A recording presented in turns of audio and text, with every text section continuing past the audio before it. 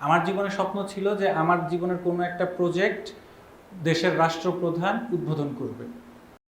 বিগত সরকার প্রধান সে যেই সিস্টেমটা দিয়ে ইন্স্যুরেন্স কিনছিল সেই সিস্টেমটা আমার তৈরি করা। স্বপ্ন স্বপ্ন দেখতে হবে বড় বড়, দেখবেন তখন বাদবাকি রাস্তা এমনিতেই সহজ হয়ে গেছে।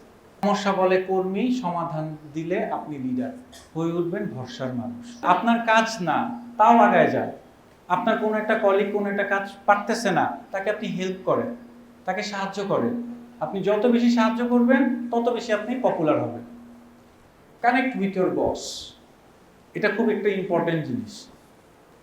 অফিসে আমরা সবাই ব্যস্ত থাকি নিজের চাওয়া পাওয়া এগুলি নিয়ে কথা বলার জন্য, কিন্তু একজন স্মার্ট কর্মী বোঝার চেষ্টা করে বস আসলে কি চায়, সেই চাওয়ার সাথে নিজের চাওয়াটাকে সমন্বয় করে। এখানেই লিডারশিপ শুরু। অফিসে যখন আমরা কাজ করি আমাদের সব সময় অফিসের কাছে অফিসের আমাদের ডিমান্ডগুলি থাকে, কিন্তু আমরা আসলে বুঝতে চাই না বস কি চায়। আমি একটা কোম্পানিতে বিজনেস কনসালটেন্ট হিসেবে আমি জয়েন করছিলাম। ওইখানে আমি দেখলাম যে ওইখানের যে বস খুব মজার। বস মজার বলতে উনি প্রায় রাতের 3টা সাড়ে 3টার সময় ফ্যাক্টরিতে চলে যেতেন। তখন আমি বসকে জিজ্ঞেস করলাম, আচ্ছা বস, আপনি এই যে 3টার দিকে যে হঠাৎ হঠাৎ করে ফ্যাক্টরিতে চলে যান, কেন যান?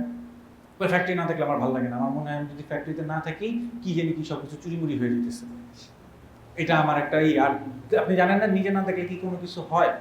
আমি বলছি না, এটা ঠিক, নিজের চোখে তো দেখা অবশ্যই জরুরি দরকার স্যার, এটা আপনি সঠিক বলছেন। স্যার একটা কাজ করা যায় কিনা, আমি আপনার ফ্যাক্টরির প্রত্যেকটা পয়েন্টে একটা করে সিসি ক্যামেরা লাগাই। যদি সিসি ক্যামেরা লাগাই দিই, আপনার এই রাতের 3টার সময়টা শুধু শুধু কেন আপনি কষ্ট করবেন? আপনার এনার্জি নষ্ট, সময় নষ্ট, গাড়ির তেল নষ্ট করে আপনি যান। আর আপনাকে তো কোম্পানির দরকার।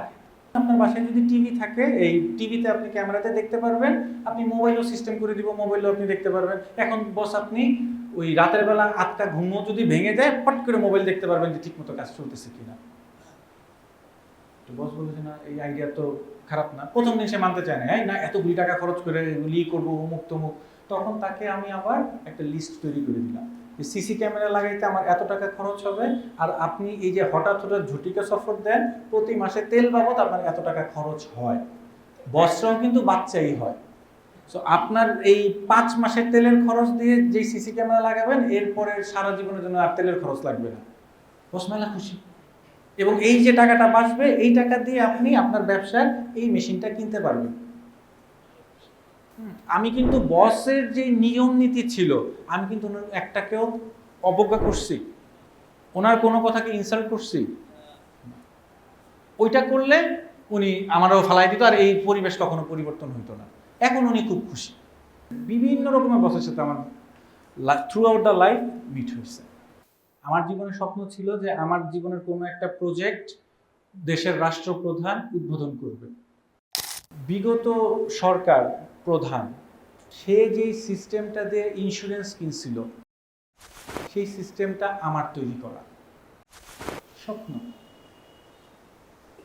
স্বপ্ন দেখতে হবে বড় বড়, দেখবেন তখন বাদবাকি রাস্তা এমনিতেই সহজ হয়ে গেছে।